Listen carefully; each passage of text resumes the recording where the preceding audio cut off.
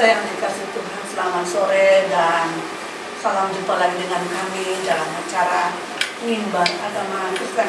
Dan kesempatan hari ini mengawali kita di bulan Juni, kami akan menemani pemirsa dengan tema keadilan gender. Dan puji Tuhan, kita sudah ada narasumber kita pada saat ini untuk memberikan berkat buat kita semua yang berbicara mengenai keadilan gender. Beliau adalah Bapak Pendeta Paulus Sibarani. Selamat sore Pak. Selamat sore. Ya, terima kasih atas kesempatan yang Bapak berikan buat kita boleh bersama-sama pada sore hari ini untuk memberikan berkat pada pemirsa ya Pak ya. Dan itu melayani berkati pelayanan Bapak. Pemirsa yang dikasih Tuhan, tadi sudah saya katakan seperti tema kita pada sore hari ini, keadilan gender.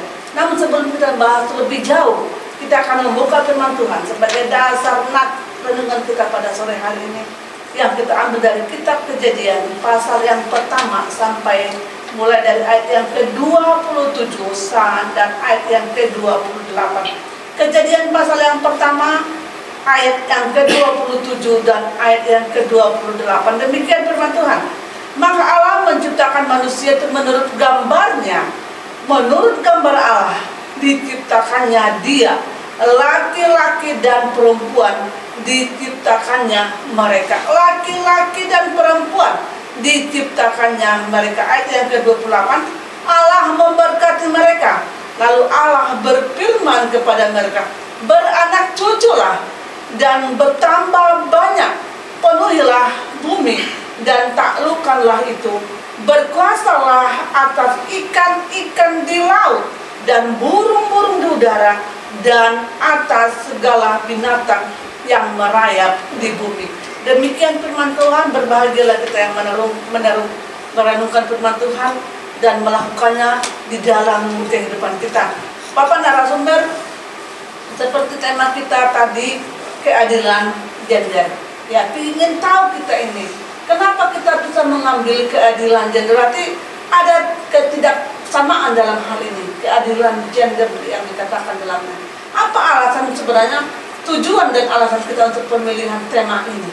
Apakah ini perlu bagi ibu-ibu atau wanita Kristen?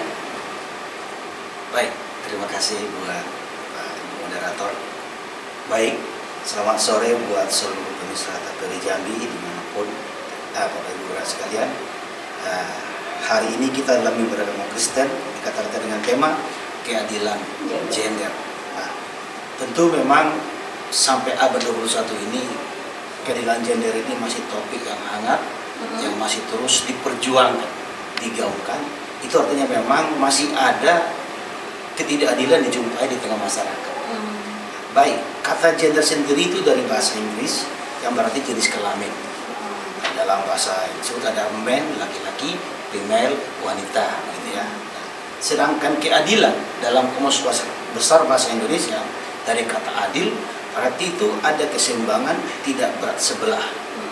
Artinya di sini bahwa jenis kelamin yang ada ini yaitu pria dan wanita, laki-laki dan perempuan, seringkali kenyataannya masih berat sebelah, belum adil.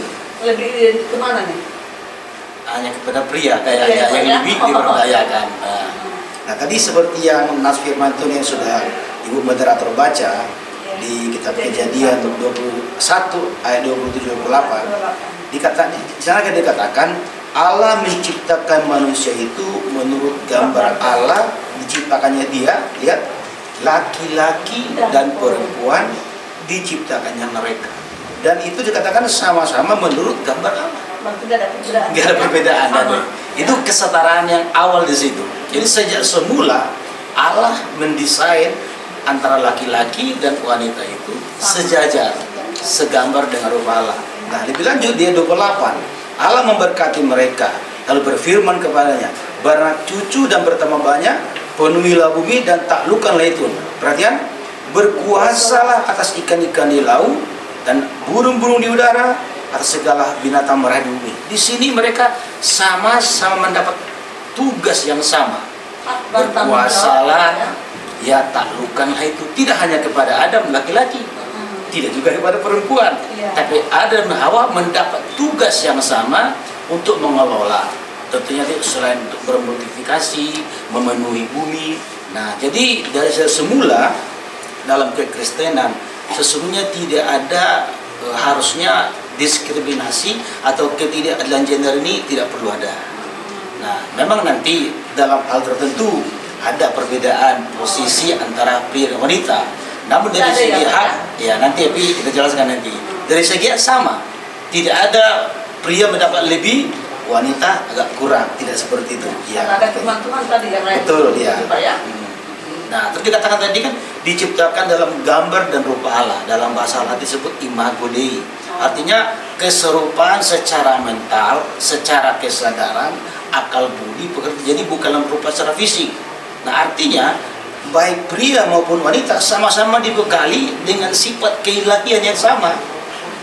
Tentu kan kalau dengan sifat keilahian yang sama, maka untuk aplikasinya pun sama-sama dibutuhkan. Nah, ini yang perlu dipahami oleh orang-orang yang di masa kini yang masih sering mempersoalkan, menganggap bahwa wanita itu kelompok yang lebih rendah, tidak tahu apa-apa. Sebenarnya bukan tidak apa-apa, tapi sengaja dibuat tidak tahu apa-apa, kurang diberdayakan, dan ya, mereka semakin tertinggal. Nah, itu sebab memang tema keadilan gender ini perlu diangkat, digaungkan hingga masa sekarang ini. Nah, itu yang penting kita pahami gitu.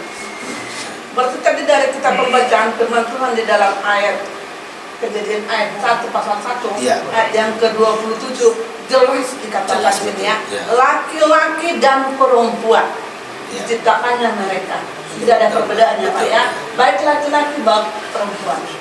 Kalaupun sampai sekarang tidak ada perbedaan, itu yang membuat hanyalah manusia juga. Nah, kan, jadi ya, yang membuat barat itu lebih kepada budaya sebenarnya. budaya ya. Oh. Budaya manusia, kelak manusia lokal, bahkan tanda petik perintah agama ini saudara ya. Perintah agama tanda petik, tapi inilah yang membuat wanita itu kurang diberdayakan, bahkan sengaja tidak diberdayakan.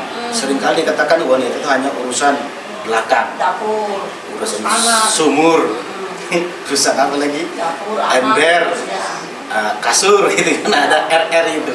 Nah, itu sebenarnya itu adalah bagian dari kodrat. Ya. Tapi bukan berarti hanya itu urusannya begitu kan. Nah, jadi ini yang penting. Dan memang akibat adanya kesenjangan ini sejak abad yang tahun 1948 di negara barat muncullah gerakan emansipasi. Di Amerika tepatnya mereka berdemo menuntut persamaan hak atau yang kita katakan emansipasi. Sedangkan di Indonesia kita kenal sedang ada satu tokoh namanya Raden Ade Kartini. Ini juga termasuk yang mendobrak. Mereka tidak mau perempuan menjadi warga kelas nomor 2. Mereka menuntut diberi hak yang sama seperti para pria pada umumnya.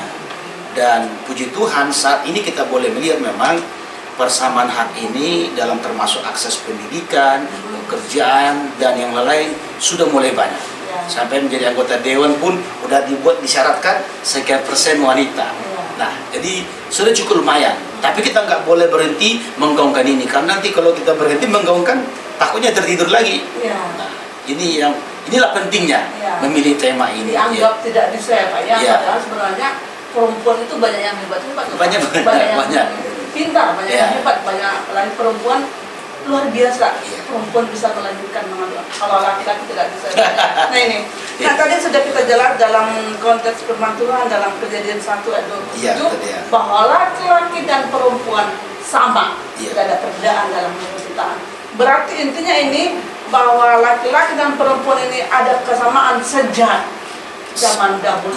Penciptaan manusia mula-mula. Ya, sejak firman Tuhan ini, penciptaan Adam dan Hawa. Nah, sekarang kita boleh dong melihat, memahami dan mau mengetahui bagaimana peran wanita itu sendiri dalam Alkitab. Tadi kan dalam permulaan yang kita ceritakan. Sekarang peranan wanita itu sendiri dalam Alkitab dulu kita bahas. Oke, baik. Saya akan bacakan beberapa ayat. Jadi dalam Alkitab kita ini orang Kristen memang lahir di tengah-tengah budaya paternalistik, patriarki orang bilang, di mana peran laki-laki sangat dominan. Betul, Alkitab terlihat di sana. Dalam budaya itu. Iya, betul. Tetapi sekali lagi Alkitab itu sendiri tidak mau terjebak dalam budaya itu. Sebab di Alkitab sendiri kita akan menjumpai ada banyak wanita-wanita yang memiliki kepemimpinan rohani. Yang hebat ya, Pak, Betul, yang ya. luar biasa ya Pak ya. Yang buat yang memiliki skill yang yang tahu Ya, yang luar tidak biasa. kalah atau sama dengan pria. Iya. Nah, itu banyak. Nah, baik, saya ambil kata satu contoh, misalnya peran wanita di dalam masa Tuhan Yesus Kristus. Di dalam Dalam Alkitab cerita ya, ini Pak ya. Matius 28 ayat 9-10. Tiba-tiba Yesus berjumpa dengan mereka dan berkata, "Salam bagimu." Mereka mendekatinya dan memeluk kakinya serta menyembahnya. Maka kata Yesus kepada mereka, "Jangan takut, pergi katakanlah kepada saudaraku supaya mereka pergi ke lihat, di sana mereka akan melihat aku." Nah, di sini Maria Magdalena dan Maria yang lain, Maria ibu Yesus, mereka pergi ke kuburan. Sebenarnya lebih dulu Petrus pergi kuburan, tapi Petrus tidak berjumpa Yesus. Sengaja ini. Jadi setelah Petrus sudah berjumpa, dia pulang, sampailah Maria, malah ketemu Yesus. Ya, di situ ya. Nah, jadi Yesus itu menampakkan diri kepada para Minggu pagi wanita. ceritanya nih Pak ya. Iya, betul. Setelah Jumat Agung. Nah, para wanita lalu katakan, "Pergi kasih tahu kepada saudaraku, pada murid-murid yang lain, di Galilea kita jumpa." Hanya sih kembali para pun di sini ada kesamaan dengan Hawa. Hawa beranak cuculah penuhi bumi. Para perempuan di zaman Yesus, "Hai perempuan, pergilah beritakan." Memberitakan. Nah, jadi Ya. mendapat misi. Tidak ke Luar biasa. Iya, luar biasa. Perempuan itu memang punya tempat yang khusus di hati Yesus. Ya, kalau mungkin ada pertanyaan, kenapa Tuhan Yesus tidak berbicara seperti itu kepada Petrus sebagai muridnya, betul, ya, ya, Pak, ya? murid, ya. Kenapa kepada perempuan? Iya. Inilah mungkin tadi yang dijelaskan dalam kitab Kejadian 1 tadi, Iya. di pasal 1 ayat 28, 27 tadi ya, Iya. bahwa perempuan laki-laki adalah sama. Yang intinya di sini tidak ada perbedaan. Iya. Di dalam Alkitabiah ya Pak ya. Tapi ada persamaan, tetap juga ada persamaan. Mendapat tugas Uh, untuk memberitakan tentang Yesus. uh, Kalau Hawa tugas untuk bermultiplikasi, terus menaklukkan bumi dan segala macam. Dan sama-sama dapat tugas. Jadi Ya. poinnya sama-sama dapat tugas, itu poinnya itu. Ya. Nah, itu luar biasa Jadi, memang. dalam hal kejadian ini perempuan dong yang membawakan berita. Iya, pada Kabar. utamanya kebangkitan Yesus Iya, dalam itu kebangkitan. dibawa oleh para perempuan ini, Perempuan spesial yang, itu. yang diberikan kabar terlebih Yang dahulu, pertama, ya. iya. Luar biasa perempuan. Jadi nah tadi kita sudah menjelaskan bagaimana peranan wanita dalam Alkitab. Iya. Nah sekarang sesuai tadi dalam kitab Kejadian pasal 1 ya Pak ya. Nah sekarang bagaimana kalau kita melihat kepemimpinan wanita itu sendiri? Bagaimana kepemimpinan wanita Kristen mungkin di dalam gereja atau mungkin dalam saat ini? Bagaimana kepemimpinan wanita Kristen itu yang Oke. mungkin bisa Bapak paparkan kepada pemirsa?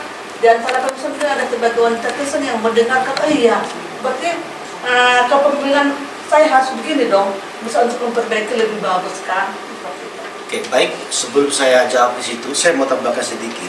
Jadi kan sesudah Yesus naik ke surga, maka pelayanan itu diestafetkan kepada para rasul. Nah, ternyata pada zaman para rasul itu juga peranan wanita sangat luar biasa. Sangat luar biasa Ya, ya. misalnya di dalam Kisah Rasul 21:19, Filipus mempunyai 4 anak darah yang beroleh karunia untuk bernubuat. Jadi ada anak gadis yang punya karunia bernubuat. Nah, ini karunia luar biasa ini, Bu. Artinya dalam sejarah perjalanan gereja mula-mula para wanita juga turut serta untuk melakukan pelayanan, membantu. Jadi kan ini peranan, Bu, tadi ya. Iya. Walaupun mereka tidak jadi pemimpin utama, tapi peranan mereka tidak bisa kesampingkan. Ada yang 4 anak ini punya karunia bernubuat. Kemudian juga dalam Roma 16 ayat 3, sampaikanlah salam kepada Priscilla dan Aquila, teman-teman sekerjaku. Nah, lihat kata-kata teman-teman sekerjaku. Jadi Rasul Paulus punya tim diantaranya para wanita. Ya. Nah, Paulus pemimpinnya, top leadernya, tapi yang menopang mereka para wanita. Ini luar biasa. Jadi saat baik zaman Tuhan Yesus Kristus, zaman para rasul, peranan wanita kita boleh lihat bahwa sungguh-sungguh ada dalam Alkitab. Itu yang perlu kita pahami. Oke, ya, Ya. oke. Selanjutnya kita akan lanjut Pak. Pertanyaan.